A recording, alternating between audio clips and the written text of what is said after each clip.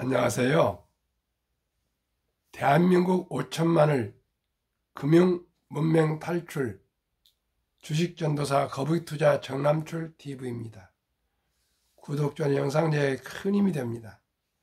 어제 또 세 분이 추가 구독해 주셔서 613명의 귀한 구독자님을 모시게 되었습니다. 더욱 열심히 노력하겠습니다. 오늘은 2023년 12월 31일 일요일 새벽 5시 22분 1108회 방송을 시작하겠습니다. 진심으로 감사드립니다. 오늘도 추운 날씨에 즐겁고 행복한 하루 되십시오. 이 시간에는 2023년을 회고하며 서정주님의 국화 옆에서 시 한 편 암송해드리고 피날레 2023 지수로 본 올해의 증시 이슈들 데일리안 이용석 기자 보도를 말씀드리겠습니다. 국화 옆에서 한 송이의 국화꽃을 피우기 위하여 소쪽새는 봄부터 그렇게 울었나 보다. 한 송이의 국화꽃을 피우기 위하여 천둥은 봄부터 또 그렇게 울었나 보다.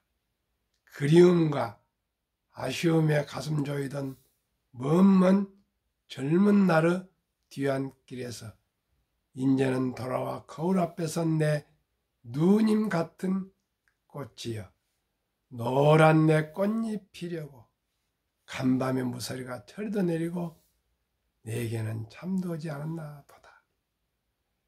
금년에 한국 증시 시황을 회고해 보면은 꼭 서정주님의 국화 옆에서 시 한 편처럼 참으로 무서리가 내리고 천둥이 울리고 또 소쪽새가 피눈물을 흘리는 그런 한 해였던 것 같습니다. 이제 희망의 2024년에는 고금리에서 금리도 내리고 물가도 내리고 경기도 회복되고 수출도 많이 돼서 온 우리 5천만이 더욱 행복해졌으면 좋겠습니다.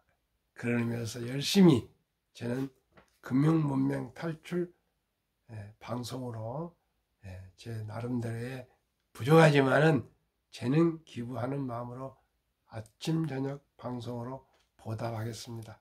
많은 응원 부탁 올립니다. 코스피 코스닥 동반 상승으로 한 해 마무리, 고금리 지속의 CFD 영풍재지 사태로 주춤, 공매도 금지, 양도세 완화, 수혜 테마주 빈번. 이게 이제 오늘 결론입니다. 코스피와 코스닥 지수 동반 상승으로 마무리된 2023년 증시는 그야말로 다사다난이라는 말이 잘 어울리는 한 해였다. 고금리 상황이 지속되면서 투자 환경이 녹록지 않은 가운데 2차전지 초전도체 맥신, 양자 컴퓨터, 정치 등 다양한 테마주들이 출연했고 차액 결제 거래 CFD와 영품재지 사태 등 주가 조작 사건들이 잊을만하면 시장에 충격을 안겨줬다. 반면 공매도 제약 전면 금지와 주식 양도세 기준 완화 등 정책적 효과에 따른 수혜를 입으면서 외국인을 중심으로 투자 심리가 크게 회복되며 연말 완연한 반등세를 보이기도 했다. 29일 한국거래소에 따르면 지난해 말 2236.40에서 마무리했던 코스피 지수는 28일 2655.28로 올해를 마무리하며 한 해 동안 18.73% 상승했다. 지난해 지수가 24.89%, 2977.65%에서 포인트에서 2236.40포인트로 하락한 것을 감안하면 반등에 성공한 셈이다. 시가총액은 1767조 원에서 2126조 원으로 약 20.3% 359조 원 증가했다. 당초 예상과 달리 연초부터 외국인들의 매수세가 두드러지면서 코스피 지수는 내리기를 시작했고 1월에 2300선과 2400선을 거침없이 돌파하면서 1월 31일 종가 2425.08에 1월에만 200포인트 가까이 상승했다.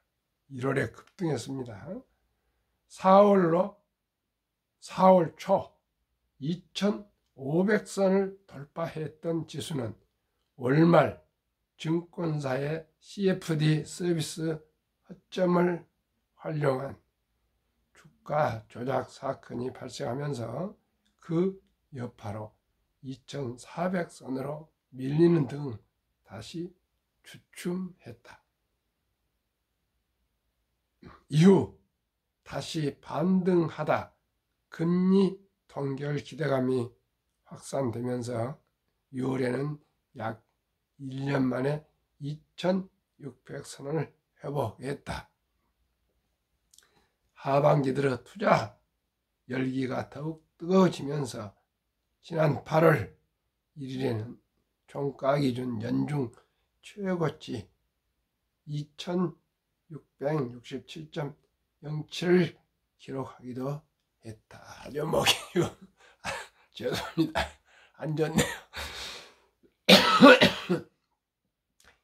이후 2500선과 2600선을 넘나들던 지수는 9월 영풍 제지 사태를 겪으며 이후 2300선까지 밀려나는 등 약세로 전환되기도 했다. 급기야 10월에는 2300선이 붕괴됐고 마지막 거래일인 31일에는 2277.9까지 떨어지며 2300선과 벌어지기도 했다. 하지만 죄송합니다.